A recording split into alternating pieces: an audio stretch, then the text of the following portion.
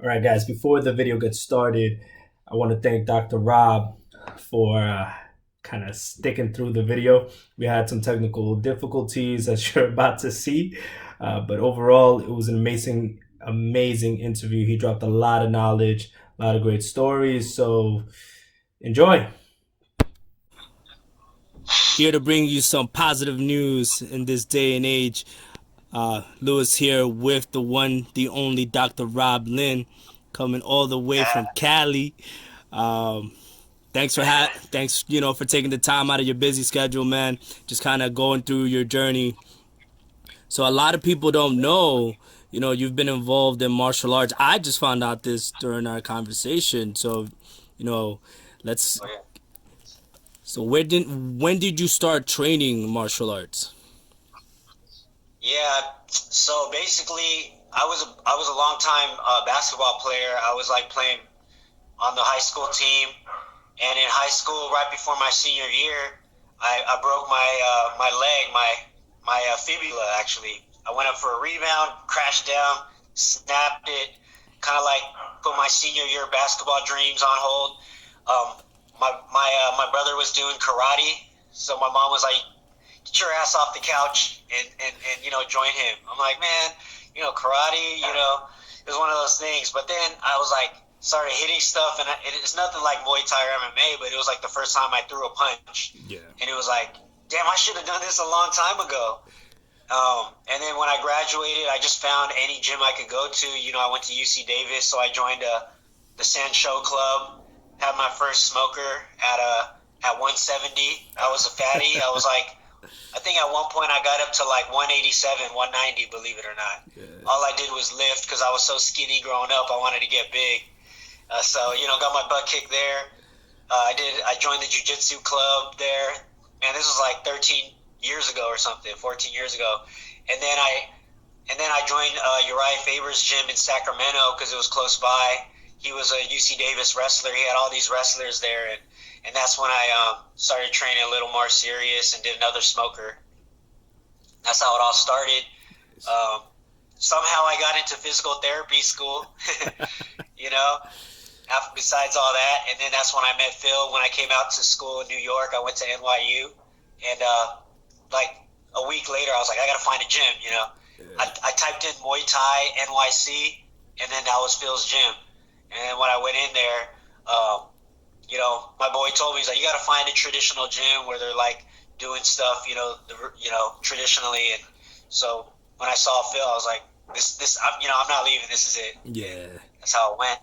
No, it's a beautiful thing, man. And going to Yeah. touch on that doctor note, a lot of people that may have seen you fight don't know you're a you have your doctorates in physical therapy. Tell me a little more about that. Oh man, so nowadays a lot of programs are going into the doctorate. I think it very back in the day it started as just a bachelor's, then it moved to a master's. NYU I think it was the first program that had a doctorate. So what that meant was, an extra year of school. We can basically diagnose and we can treat patients without them having to see a medical doctor first. So basically, we have to know everything there is to know about a patient, and in different settings. So it really makes you versatile and makes you adaptable to any situation. And because we kind of have to, we got people's lives on our hands, not in the same way as a surgeon does sometimes, but if we have somebody that shows some red flags, we can send them the other way. Yeah. So So not only can you yeah, put so people in pain, you can help them out of pain. yeah. I don't always introduce myself as that, and I don't like to make it a deal or whatever. But when I started practicing, because I look all young and stuff, people are like, where'd you go to school? Like, where'd you get your education? Trying to test me, and I'm like, well, I kind of have a doctorate just to give them more confidence in me. Yeah. So I'm like, you know what? I should probably use that, a little bit more. I'm not going to introduce myself like that all the time, but that's my degree. Yeah, it's crazy because I known you from watching you fight. So what I know of you is seeing you like walk people down and beating people up. So when I'm seeing, you dealing with Olympic athletes and doctor, it's like, man, Yeah. my boy Rob is legit all the way around. Man, I'm telling you though, I wouldn't even be doing any of this if it wasn't for martial arts. You know what I mean? Like, it's kept me like, I used to be like hot headed, always run my mouth and stuff as a kid, and didn't have any real like good values. And I feel like once you get humbled, you get your butt kicked a few times, you meet like the people in the martial arts community, everybody I've met, like some of the like most genuine, like with the best hearts, and that kind of teaches you many values to kind of like get you through things like school. And, Yeah. like if I didn't train, also I wouldn't have been able to go through school. Like I got ADD and stuff. I gotta focus on things, a million things. That's what it is. Yeah, man. What would you say was one of the first times, or one of the times you remember being humbled? Like, yeah, that one did it. Man, I would, man.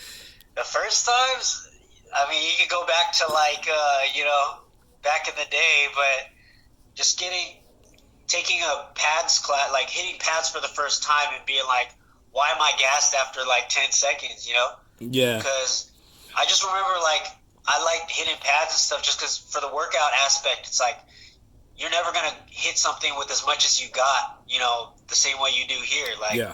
I'm not shooting a basketball with 100% of my effort, That's But true. I was like on the basketball court, I was like the guy that like I would dive for the ball. I'd get technical fouls and stuff. I think I just wanted to get it out somehow, and that really allowed me to do it.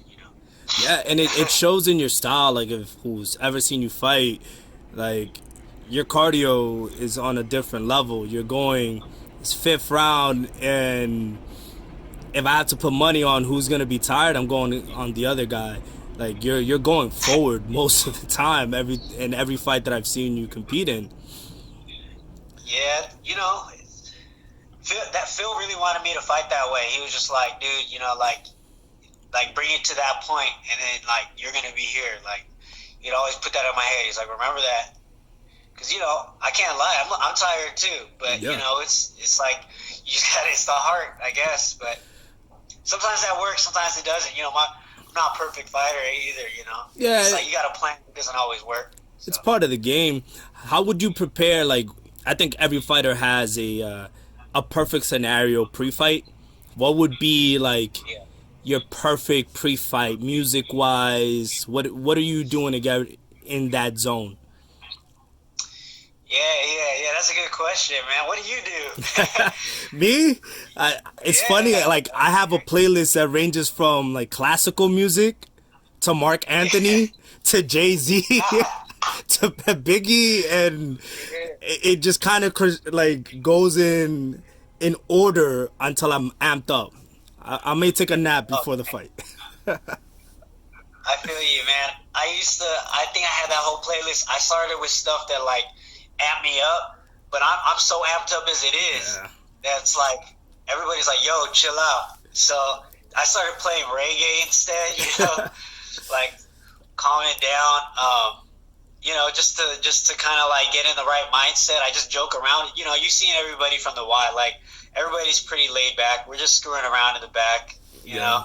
Susan, she's a pro boxer. She's a boxing coach. I know you met her. She's always got a good attitude, trying to like joke with us and keep us level. Nah, If you get too amped up back there, you don't got nothing left. You know what I mean? you'll be tired in the first round. Yeah. That's what would happen to me at the beginning. So What would you say was one of your favorite fights? I know sometimes you've gone through some wars, but which one would you say, like, win, lose, or draw? I would do that one again. oh man. One of my favorite fights. I mean, they're all like my favorite in different ways. But the one that I kind of stuck out the most was when I fought what's his name, Stefan, I think. Yeah. It was like a five round fight. It was like I think for Warriors Cup, and that really pushed me because he was really good, and I guess everybody like knew who he was, and I was like coming off of getting a belt too, so I had some confidence in myself a little bit more than before.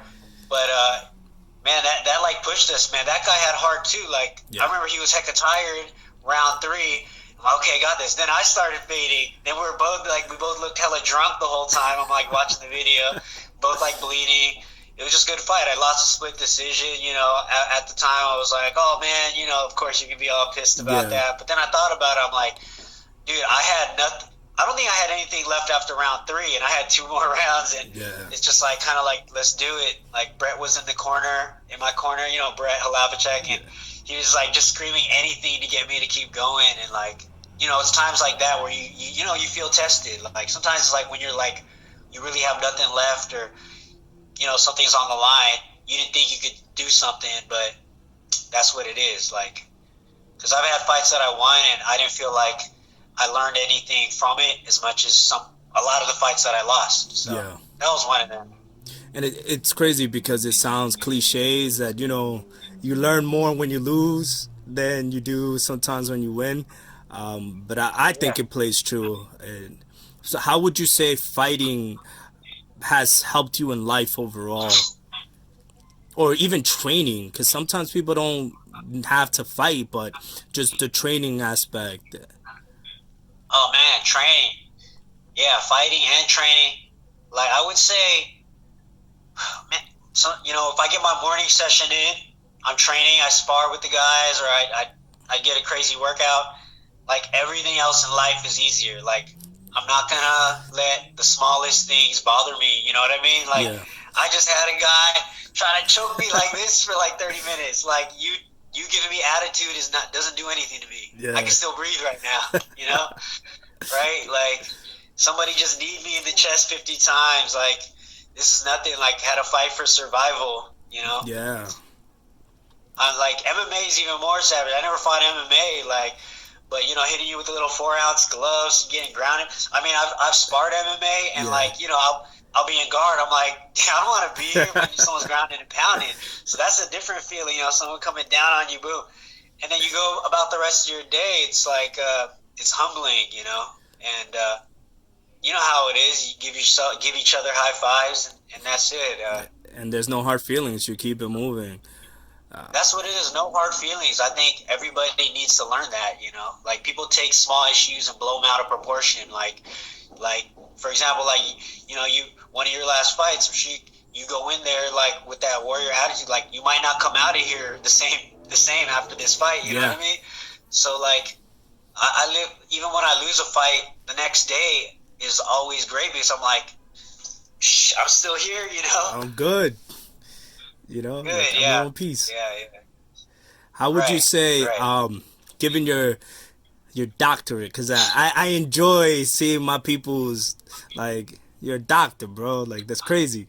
What's some advice you can give people now in these times, like, at home, just to stay, how could they stay active? Yeah, it's interesting you bring that up, you know. You know, have a little break from work just because they had to close down the clinic. So I was taking some time to like make some videos. I was like thinking some higher quality ones than the ones I do. I'm doing some low budget, like what's up everybody?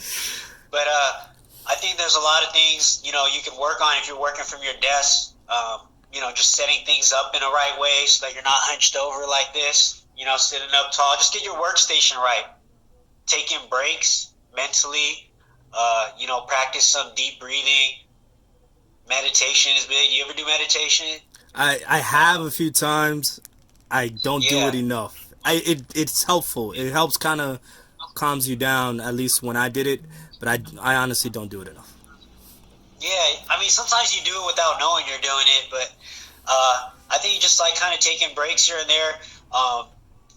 You know, doing stretches. Always stay mobile. You know what I mean? Take yourself out of one position that you're in for too long and put it in the opposite direction. You know what I mean?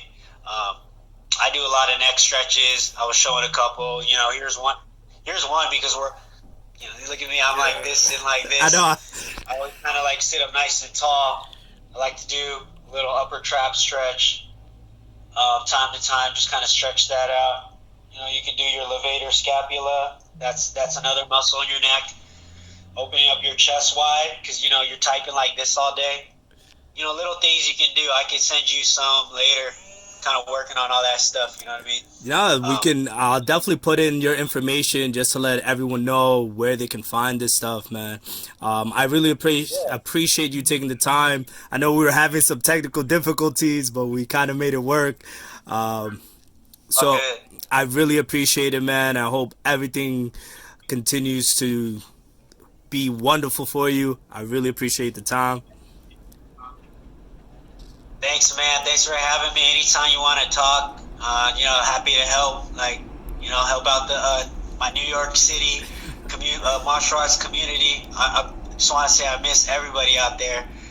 For real, everyone I trained with, everyone I met, like it changed me as a person. Being in New York, like deep down, I'm like I got a little New Yorker in me because of all you guys. So Uh, it's a beautiful thing, yeah, man. represent. All right, man. Take care. Peace.